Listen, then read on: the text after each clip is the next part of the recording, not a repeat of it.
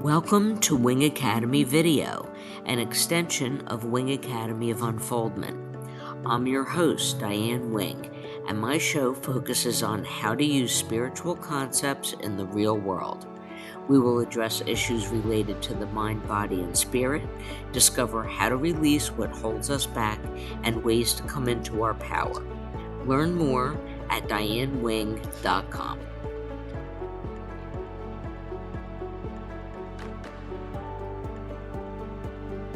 Computer. Today, my special guest is Dr. Anthony Silard. He's a professor of leadership and organizational psychology and director of the Center for Sustainable Leadership at Lewis Business School in Rome. He's lectured at Harvard, Stanford, Berkeley, and Georgetown. He has coached leaders from G20 governments, Fortune 500 companies, including Apple, Disney, Google, Toyota, and Boeing, and global nonprofits such as Save the Children, the American Red Cross, and CARE. A recipient of Harvard's Robert F. Kennedy Public Service Award and named PBS Visionary of the Year, Silard is one of the world's most published researchers on leadership and loneliness. He writes a widely read Psychology Today column and has been featured in Fortune, USA Today, and Forbes. Check out his website at theartoflivingfree.org. Welcome, Anthony. Thank you, Diane. It's good to be here on your show. I love your show, and I'm honored that you invited me. Thank you. Thanks. So, we'll be talking about his latest book, Love and Suffering: Break the Emotional Chains That Prevent You from Experiencing Love. This is such an important topic, folks. I mean, we all need love. It distills 3 decades of research on loneliness, emotional trauma, and human connection into the love progression model, a practical, research grounded framework guiding readers from suffering and resentment toward acceptance, forgiveness, gratitude, and authentic love. The book has been honored by major international book awards, and all proceeds are donated to nonprofit education programs in Africa and Latin America. That is amazing. So let me just share this website with you guys so you know that you're in the right place when you check it out. It's the artoflivingfree.org, and you'll see that there's courses and his blog and his books are here and a video and then the podcast. Here's the book, which is also on Amazon and probably everywhere else you can buy books, correct? hmm hmm And then all the apps and everything else you need to know about Tony and his work is on here. So it's a one-stop shop here, right? So, Yeah, thank you. so And go ahead. I was going to say also that I have two free books for your listeners. And when they're all on the website, if you go to theartoflivingfree.org and just scroll down to the bottom, you put in your email, you'll see there's two books, the myth of happiness, how your definition of happiness creates your unhappiness, and the myth of friendship, how your misunderstandings about friendship keep you lonely. You just put in your email and then you'll receive a confirmation email in your inbox. You confirm it and you'll get the download links. That's awesome. Two very important topics. So that's very generous of you. So I was looking at your book and I was looking at your model. And I mean, love is important for our overall health and the health of society. Besides the fact that there's no feeling like it, and it elevates our sense of self and the world. Yet many people have been hurt in the past and they're reluctant to love again. So your statement that love includes suffering is hugely insightful. A passage from your book reads, "Suffering with love is more bearable because it's at least imbued with meaning. Suffering without love invites an existential crisis because our existence only has meaning when it's built around and for love." Can you talk more about that concept? Sure, sure, Diane. Well, the interesting thing about suffering is that it often actually not only is it imbued with love, um, or it can be if we choose that, but it also can lead us to love because what causes suffering within us also elaborates what's important to us, what we care about. So if you for example, let me give an example. So there are many case studies in love and suffering. One is there's a woman who I coached who was a marketing director at a Fortune 100 pharmaceutical company, and she came to me like many people do, saying, I can't get out of bed. I don't want to go into work. I don't feel seen. I don't feel that this is what I was put on this earth to do. And I'm sure some of your listeners feel the same way, right? So that when you have this feeling of like, wait, what am I doing here? Why am I in this job? And what's the meaning of all this? Well, taking a psychoanalytic approach, I started asking her, well, tell me about how you grew up and what's important to you. What were some sort of important moments in your life as you were being raised, as you were growing? And she told me, she said, well, Anthony, actually, my childhood really was not very good at all. Um, my mother and I were just nurturing my father until he passed away from cancer when I was 12. And I didn't have like a normal childhood. I didn't get have play dates. I didn't get to go out and play with friends much. It was just kind of very heavy, what was going on at home. And so I think at at at at first stroke, the way many people might see that is, oh, like that's so horrible. Pity for that she had to go through that. And how does what's that have to do with love, right? That's just, I mean, of course, she loved her father, but that's just a really horrible thing she went through, and now what does she do with that, right? Hopefully she can recover from it. Well, what I did was I after asking her that, we started working on like, well, how could she find more than a job or a career? How could she find a calling, something that she would really just love doing? It's like Khalil Gibran, the Lebanese poet, once said, "Work is love made visible." How could she make love visible in her work? And so we were working on that. And I asked people in my conferences, I say, well, so what do you think she's doing now? What kind of what kind of career change did I help her to make? And many people will say, well, is she a nurse now? And no, she's not a nurse. She's the director of a major hospital, leading a team of doctors and researchers to find cures to cancer and other diseases, so fewer families will suffer the way hers did. And that's what wakes her up in the morning. That's what gets her out of bed. And and it's interesting because what she really cares about is is being able to help people to have high quality health care, to be able to be cured, to not be afflicted by disease. And for her, that's her passion, that's her motivation, that's the love that she wants to give to people in the world. And another person would say, well, that doesn't interest me, right? Because they didn't have that same experience that she did. Right. Uh, yeah, Rumi, the Afghan poet, wrote, "Your wound is where the light enters you." And I think that's true for all of us. Yeah. Light. So love leads to purpose. Yeah, because what is purpose without love? Think about it. Like Right. I would challenge every one of your listeners. What is the greater purpose that you really believe in? You know, as a leadership professor, an educator, trainer, coach, when people come to me and say, "Hey, what's it take to become a leader?" I say, "Well, the first thing is find something greater than yourself and dedicate your life to it." So for you listening now, like what is your greater purpose? What is it that you care about even more than making money, even more than yourself sometimes? And if that purpose is not infused with love, I really doubt it's going to be sustainable for you. That's an excellent point because yeah, people suffer from burnout in the world right now, like so readily because of exactly what you just said. They're activity, their daily life isn't filled with love. It's not infused with it. Their work isn't.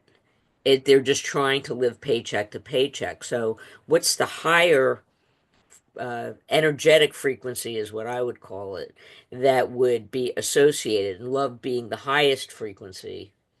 How can you incorporate that into your daily work life? And there's no separation either, right? It's part of your unified self. Yeah, I'm within you and you're within me. And this sort of connectedness we have is what leads us to feel that we don't want to harm anyone else. In fact, we want to help others because we see ourselves in them and we see them in us. It's interesting, Diane, because there's this sense, many theologians and philosophers and even psychologists will say, well, forgiveness is the highest form of love. And I disagree with that. I'll tell you I do why. too. I Yeah. agree with you. Yeah, because forgiveness, well, first of all, forgiveness can be paternalistic and patronizing. Forgiveness is like, hey, you made my life miserable. It was so difficult what I went through with you. And I want you to know I forgive you for it. Like, I don't know about you, but I really hope no one ever tells me that because it's a power play. Essentially, I hold propriety, moral rectitude over what is right and wrong, and you have done wrong, and I'm willing to come down to your level and forgive you for that. I think what happens though when we forgiveness, while it's not the highest form of love in my from my research, in my opinion, it's still necessary. It's a stepping stone to love. That's why we have the four plateaus in love and suffering. We have acceptance, forgiveness, gratitude, and love. Let me give an example. So another case study from Love and Suffering is Sarah. She's been working for the same company for 8 years. She's never been late. She's taken 2 days off sick that whole time. She's one of the most reliable people in the organization.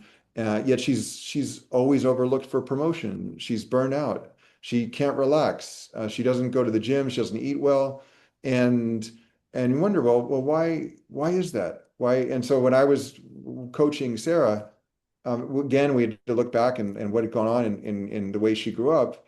And Sarah had never forgiven her father for just not being more present, not being more communicative. And she felt unseen. Similar to the previous person I was sharing with you. And she felt she wasn't receiving the socio-emotional support that she needed while she's growing up.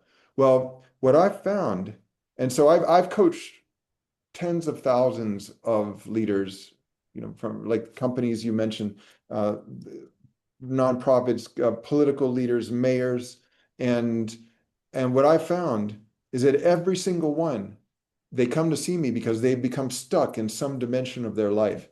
And the reason they've become stuck every single time, tens of thousands of people, is because there's someone in their life they've never been able to forgive. Mm. And this was Sarah's situation. Now, the interesting thing about forgiveness is that first of all, to be able to forgive, we have to overcome an obstacle. And there's an obstacle to each of these four plateaus. So the obstacle for acceptance is suffering, for the obstacle for forgiveness is resentment, for gratitude is judgment, and for love it's what I call incarceration. But let's go to forgiveness. So the obstacle resentment, what does that mean to resent someone? Resentment comes from which means again, and sentire, which means to feel. Resentment is to feel anger again and again and again until you become paralyzed. And this is what had happened to Sarah. That resentment for her father immobilized her. And she wasn't able to develop healthy, meaningful relationships at work because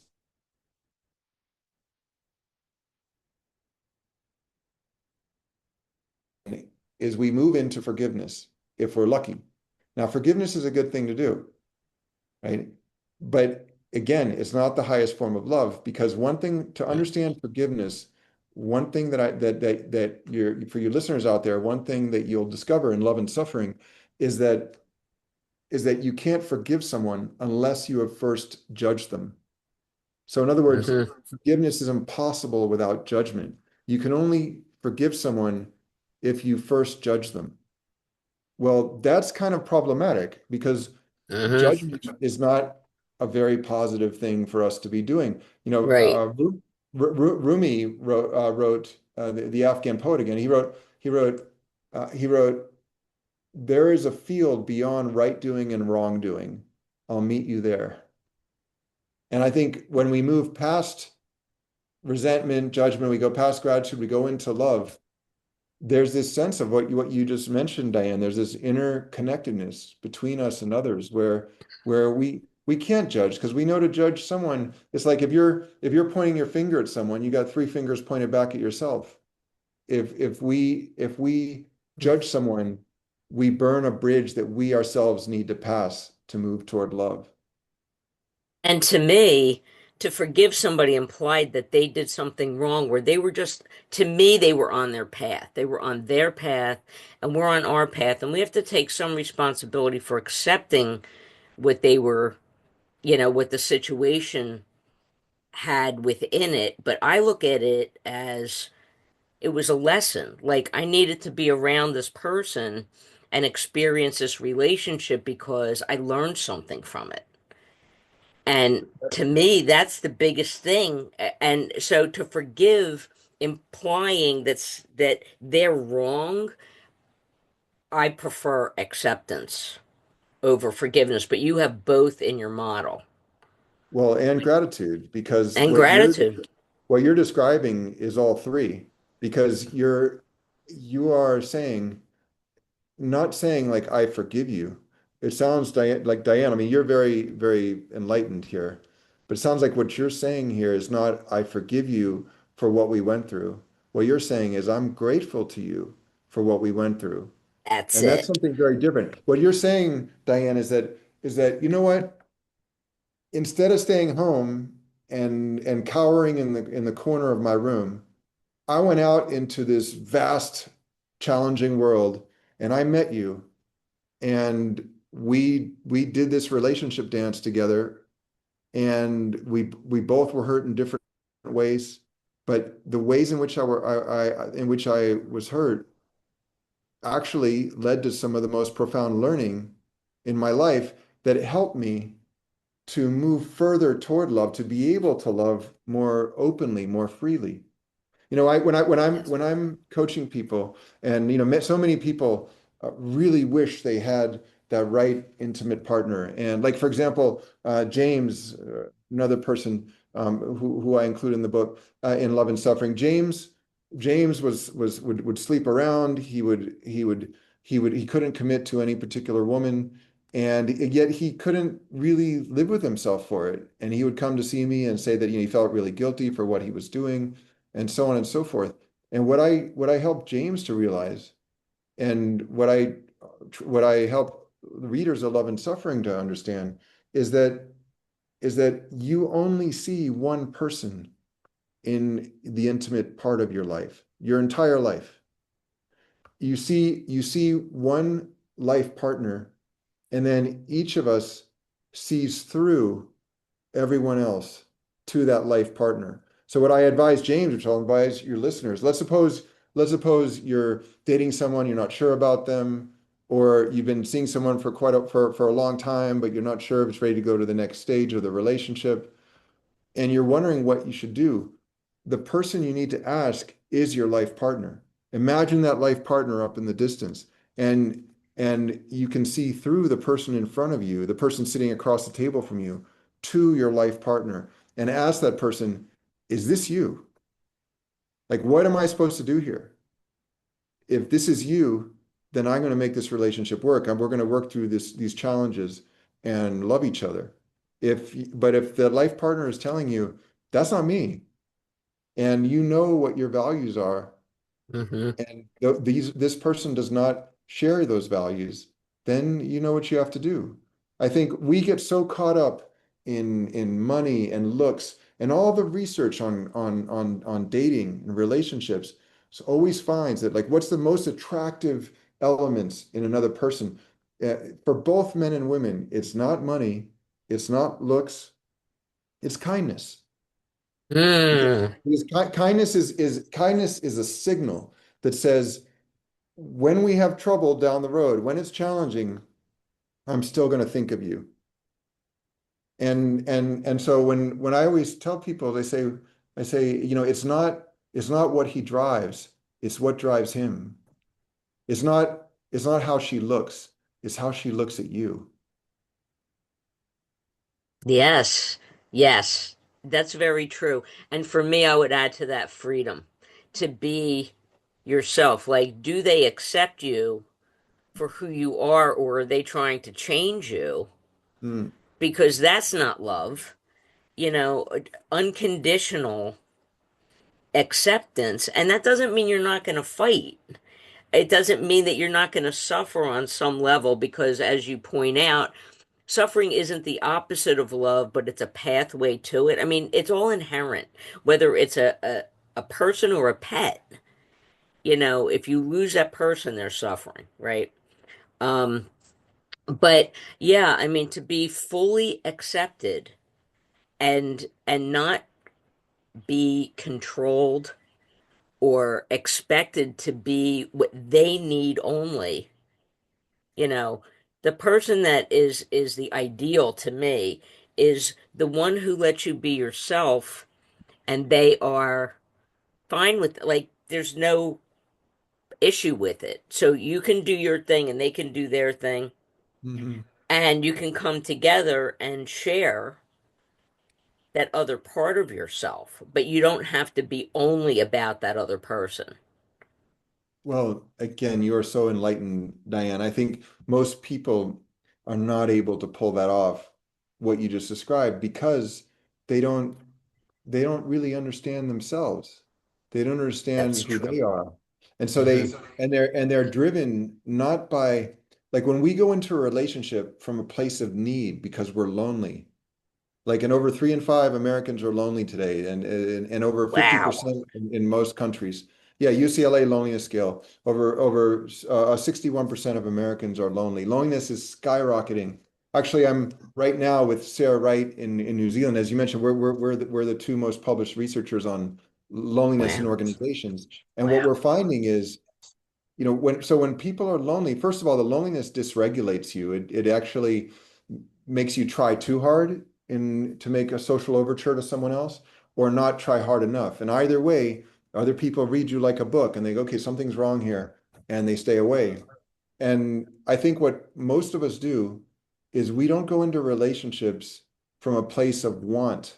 Like, you know what? I want to be with this person because I really value their characteristics, their values, the person they are. When you go into a relationship that way, then you say, well, yeah, you can, you're free. I don't need to be watching over you because I trust you, Right. and I believe in your values and who you are. But what most of us do is we go into a relationship from a place of need because we feel lonely, we feel distraught, we feel devastated, we feel traumatized, and we need someone to pull us out of it. And the news I have, and this for each of your listeners, this is not easy to hear, is that no one ever is going to save you. Like, each Right. of us has to figure out how to stand on our own 2 feet. And that's the only way to have a relationship that's not codependent, but is more of interdependence. Like Khalil Gibran, again, the Lebanese poet, he says, one tree can't grow in the shade of the other. The pillars of the temple must stand apart. So you have to allow, just like the two pillars of the temple, you have to allow the wind to come between you for a relationship to thrive, create a kind Yes. of interdependence. And this is not easy because you can't do that unless you're first comfortable with yourself. It's why when people say to me, I'm feeling really lonely, like, what do I need to do? Should I start like going out more and meeting more people? And I'll say, no, actually, what the first thing you need to do is take an inner detour and question how you're showing up in relationships. And you do that by first questioning how you show up in your relationship with yourself.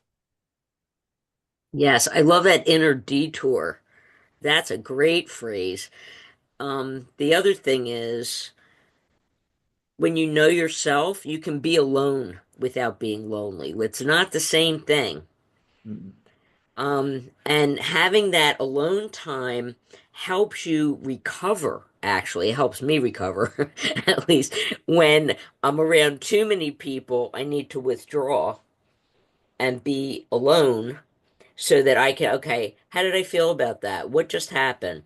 To reignite myself, whether in context of that experience or whether I see me in context with myself. I mean, Wow. Wow. Yes. Yeah, know you're fantastic. thyself That's is fantastic. is one of the tenets of so many traditions, right? No, Absolutely. Yeah, I think what you're saying, Diane, is 100% true. It's that maybe a good way to explain this is to understand the difference between loneliness and solitude. So, if you want, you can think of it this way. You've got in the middle of loneliness and solitude, you have aloneness. And this is like you are objectively isolated. You're alone. So, if you're sleeping in a room alone tonight, you are objectively isolated at night. You're sleeping, you are alone. Now, if you go for a walk by yourself, again, you're alone, you're objectively isolated. So loneliness is not objective isolation, it's subjective isolation. Loneliness is not being alone. Loneliness is feeling alone, which is different. So a way that you can think about this is that the way I define loneliness is a negative, distressing emotion associated with being alone. Solitude, mm, the way I define solitude is a positive, strengthening emotion associated with being alone. So being alone is objective.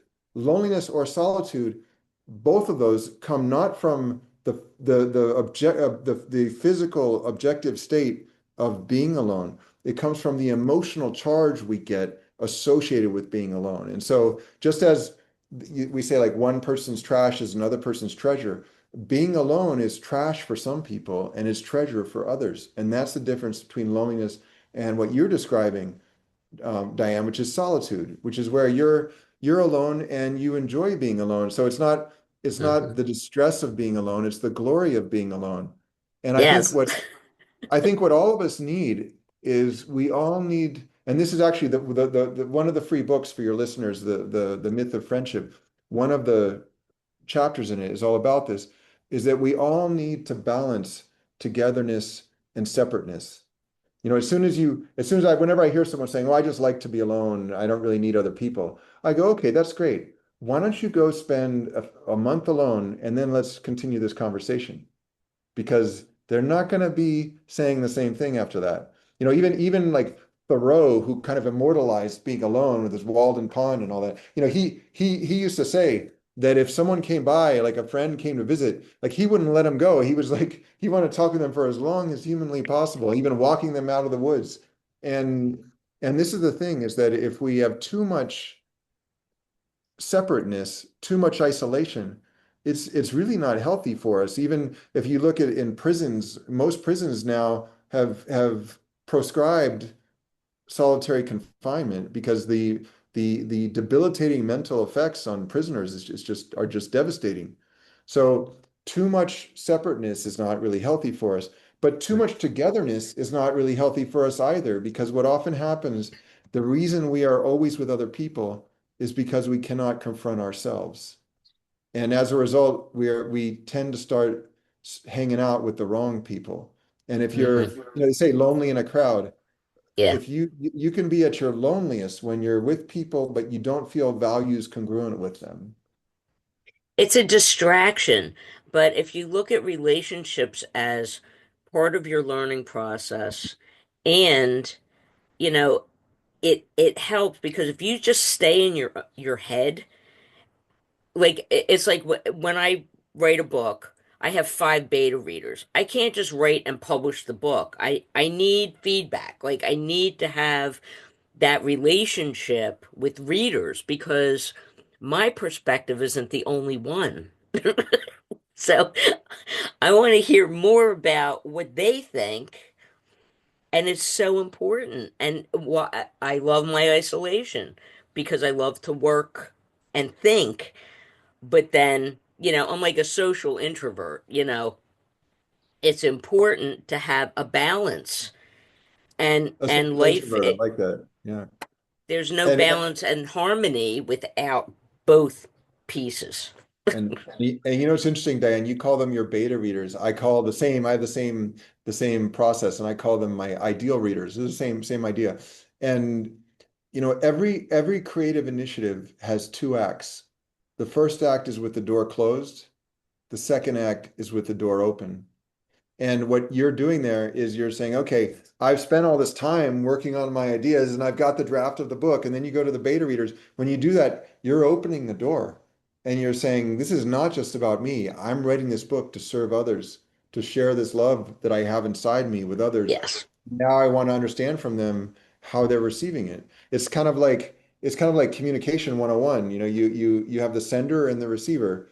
And the reason so many of us have so little authentic communication in our lives is because we we when we receive a package from someone, which is whatever they've shared with us in their communication, we don't check in with them and say, okay, I've opened the package and here are the contents I'm seeing.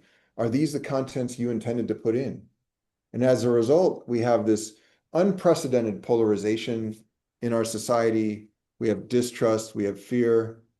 And we need to, it's what you said in the beginning. We need to become more interconnected with each other by checking in with each other, by really having those cross-aisle conversations and trying to understand, hey, it's not that this other person is a bad person. It's just that they see the world differently than I do. And I want to understand how they see it. Yeah, exactly. Exactly. And it's really about being in high service to others. And that's where we started this conversation about love directing purpose, taking our hurtful experience and transforming it into something of higher value to a greater number of people. And it not only does it lift others, but it lifts us as well.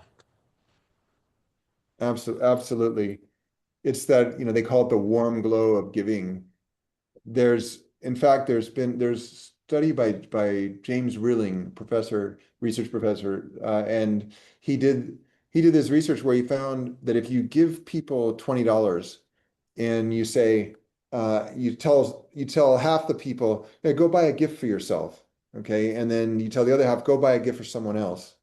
And then later that day, you look and you connect some wires to essentially to their forehead, and you look at the prefrontal cortex, which is kind of like the dopamine center of the brain, which is where you can see through the blood flow the surge of dopamine. And dopamine is a neurochemical that we feel when we feel really positive because we're achieving a goal. Well, guess what?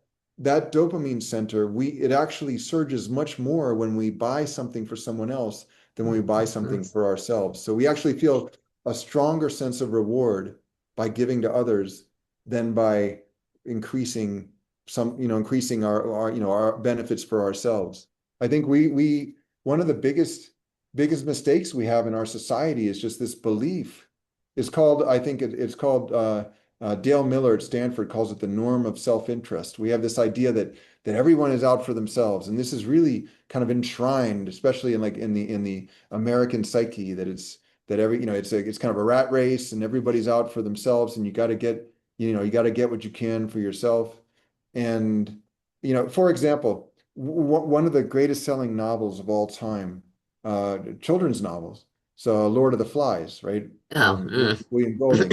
Now, actually, Rutger Bregman in Netherlands, he did all this research and found that actually, uh, in these kinds of incidences, it doesn't become like one person for themselves as depicted in Lord of the Flies, which turned out to be written by William Golding, who had all this childhood trauma around these issues, but that actually. there was like a real Lord of the Flies that happened near Tonga, where these British school children were marooned on this island for I think a year and a half, and there was no violence. There was they took care of each other. They actually, one of the children broke their leg. They figured out how to put like a kind of a set something up to kind of bandage it and keep it in place until it healed. And this is, I think, what makes us human beings. In fact, Margaret Mead, the social anthropologist, if you ask her, well, when was the beginning of civilization?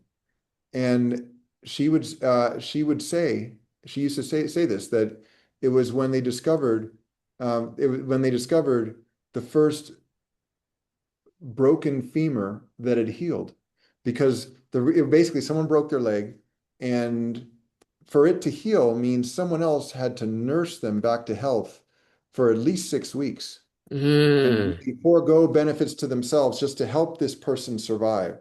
And that, to her, that was the beginning of civilization, because civilization is about, it can't exist unless we care for each other. That's true. And to your point, Rabbi Irwin Kula, um, he was doing work in a third world country. And it was freezing, and these kids had no gloves, and they were just cold. And this little boy, he saw him like rubbing his hands together, so he took his mittens and he gave them to the kid. And the kid was like, and he ran over to his friend and he gave his friend one mitten and he kept one mitten. Mhm. And then they were both like, oh, we each have a mitten.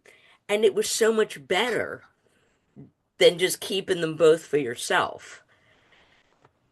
Yeah, I mean, I've always been struck how, for example, growing up in Washington, D.C., you know, in the US, like getting a PTA to do something for the school, it's so challenging. Hmm. And I was in the Peace Corps. I lived in Africa and Kenya and Tanzania for about a total of about 4 years at Well, different times.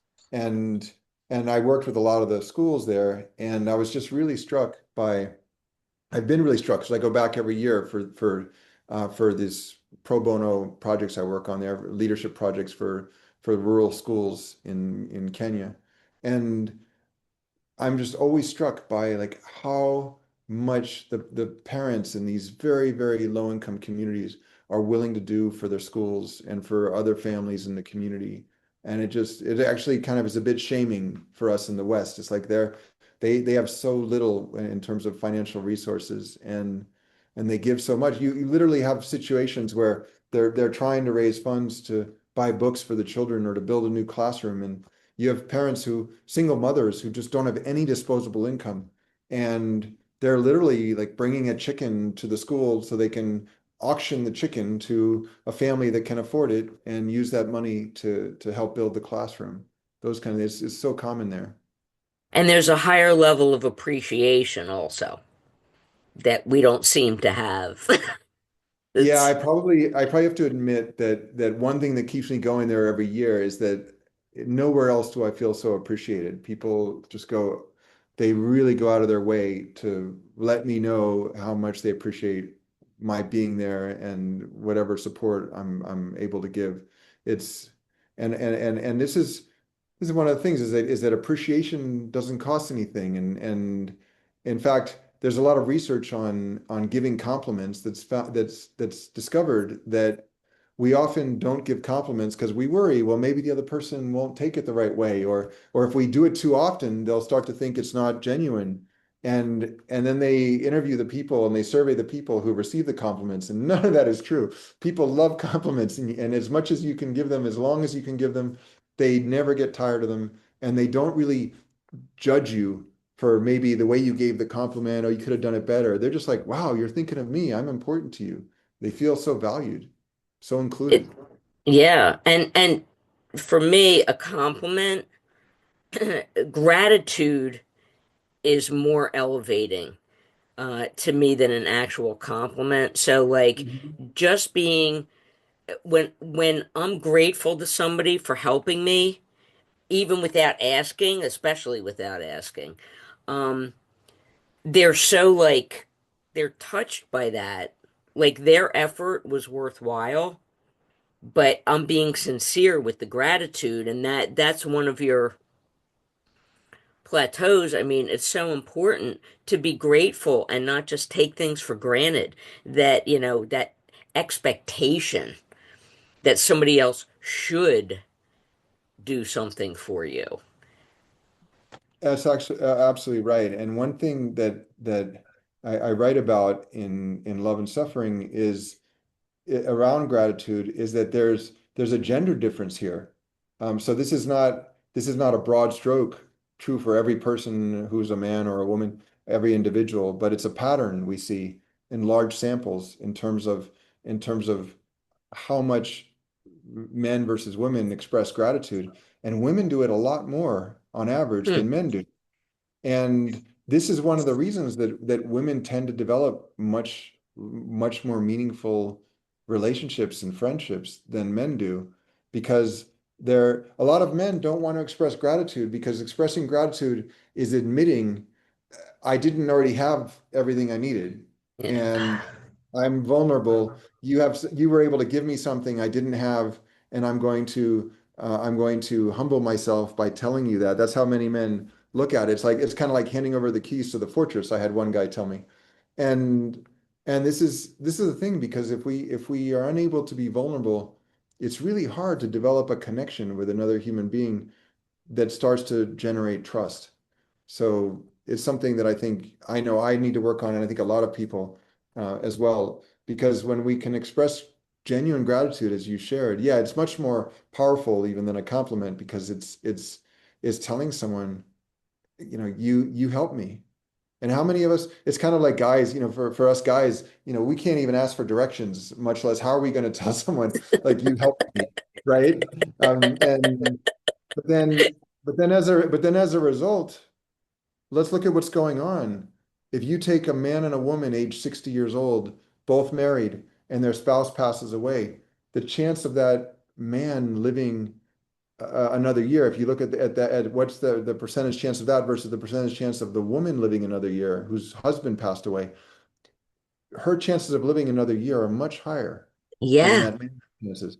And this is because women are much more able to develop what are called by Antonucci, the researchers, called social convoys. So just as a physical convoy would be like a set of vehicles or SUVs or cars that all travel together, a social convoy is the close relationships that travel with you through life.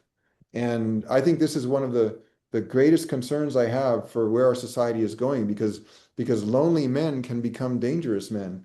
We need Mm. men to also step up and be willing to make social overtures. A lot of men, including me, sometimes it's like to go up to another guy and say, "Hey, we should grab lunch." It's like, is he going to think that I'm needy or weak or that I'm hitting on him? Why am I doing this, right? And with women, it just flows much more easily. And so it's one thing that I think a lot of guys are kind of working on now, because women have close friends. Many men, instead of close friends, they have their wives, friends, husbands, and that's something else. It's That's like much smaller. it's that feeling of loneliness in a crowd when Hmm. you're. And so I think that's something that's a big challenge in our society right now that I'm really hoping we can address. That's a great point. And, even when the support is given without judgment, it's the person's framework that they're filtering through. They're going to take it however they're going to take it, regardless of your intention.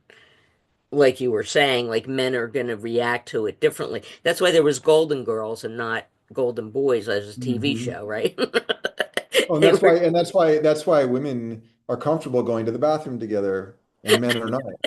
Right? Like, I'll never forget. I was in Lake Tahoe, Squaw Valley, and in Truckee, I remember. And I'm in this restaurant, and the bathroom was just one toilet and a sink.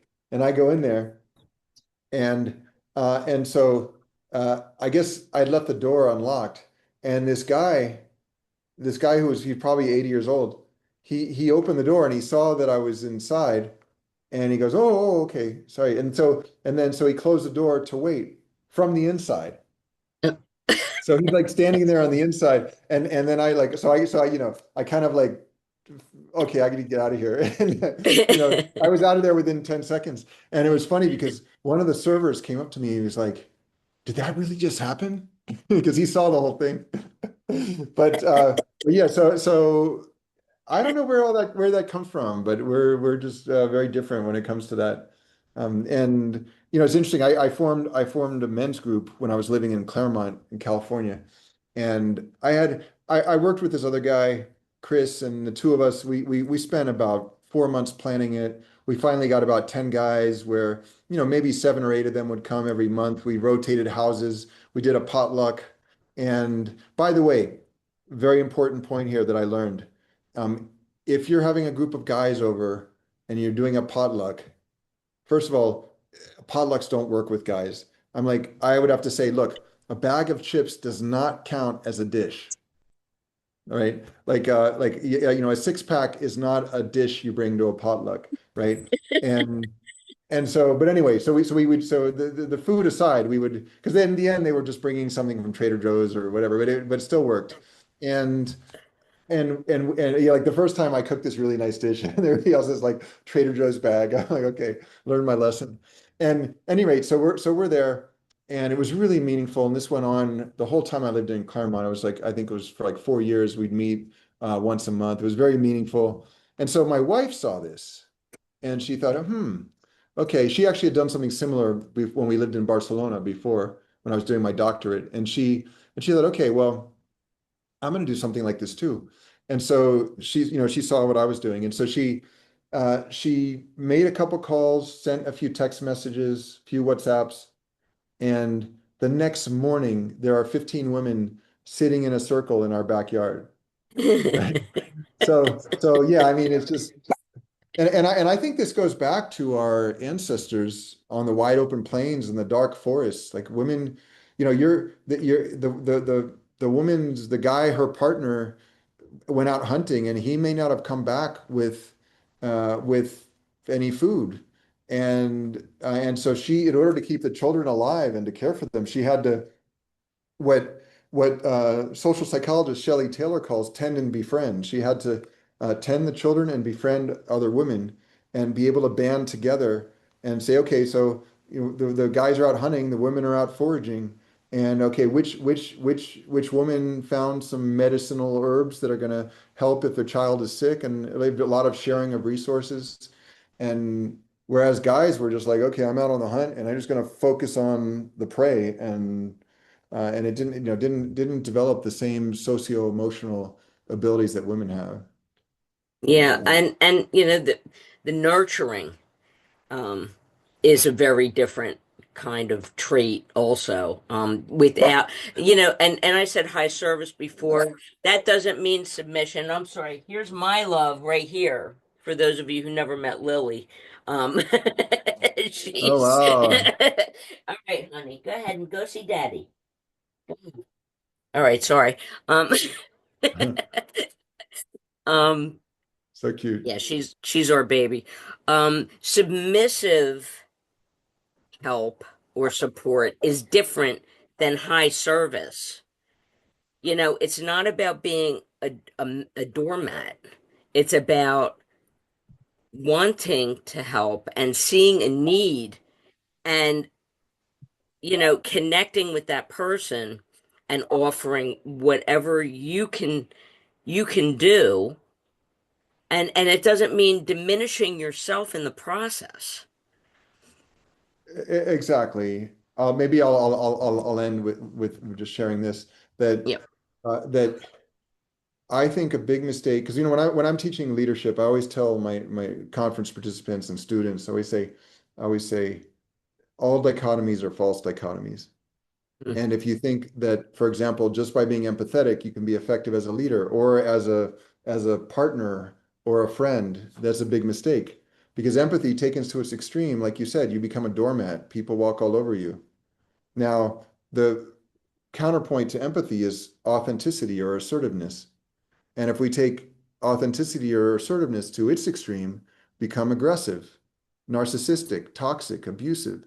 So each of us, there's this kind of moving target, this equilibrium between empathy and authenticity that we each have to discover in the way we interact with others so that we can give, but not to the point of compassion fatigue. In fact, the understanding of Mm, compassion is really all wrong. Most people think compassion is, compassion comes from calm, con with, and passion, patire, suffer. It's a lot of people think compassion means to suffer with, but if you suffer with someone, you lose your capacity to help them. I see yeah, compassion as to be with someone in their suffering, but you also are able to you're able to retain that that space that gives you enough room to feel that you're not going to be you're not going to go to the point where you can't function. And right. it's kind of like the in-flight presentation, like when the masks drop down in the flight, you got to put the mask on your over your own mouth first, even, Yeah. and then you can help others. Yes, absolutely. I love this conversation. Thank you so much. I'm gonna show your website again while you are telling folks about anything else you've got going on. Um, if they want to do classes, I'm gonna go down to the part where wait a minute. Here's Yeah, the the book courses. again, Love and Suffering. Lots of wisdom in here, folks. Totally get this book. Yeah, if you actually Um, click there on the book, it'll go to the Amazon page for it. And then yeah, there. and then if you go to the bottom, there you go, you can put in your email and you'll receive the myth of happiness and the myth of friendship. There's some courses up there also with some go at your own pace video courses. There's one called Managing Loneliness, which I highly recommend. And yeah, otherwise the main thing is that if you put in your email there, you join my author ecosystem, and I'm actually launching an ABC radio show, which is starting May 7th, called Resocial. It's a one word, Resocial, capital R, capital S. And the idea for Resocial is that we as a human race have largely failed in the way we socialize. Ever since the advent of the first iPhone in 2007, the first Android phone a month later, we're seeing skyrocketing rates of loneliness, anxiety, depression, mental Mm. health issues. For the first time in US history, it's never been like this. The first time in US history, if you look at four-year university students, before it was a rare exception that a student had to see a mental health counselor. Now it's 60%. The norm now is for college students to have some kind of mental health issue during their 4 years. And so what I'm doing with Resocial is I'm inviting in thought leaders at the nexus of research and practice around how we develop what I call CMSRs, compassionate, meaningful, sustainable relationships. And so if you go in and put your email there, you'll get an alert with each time we have a lot of best-selling authors and a lot of really some of the top psychologists that are looking into this. And I think we need to re-socialize. We need to find a better way to do it. Like we've been talking about here today, Diane. We need to bring love back into our lives, and we do that by sharing it with others. And the way we do that is through relationship. Yes. Absolutely. This has been so wonderful. Thank you very much for being here today. And I wish you well, and everybody get love and suffering and heal. And well, Diane, you're a wonderful host. I really enjoyed it, and you're a very enlightened person. So it's been an honor to be here Oh, with you. thank you. Thank you.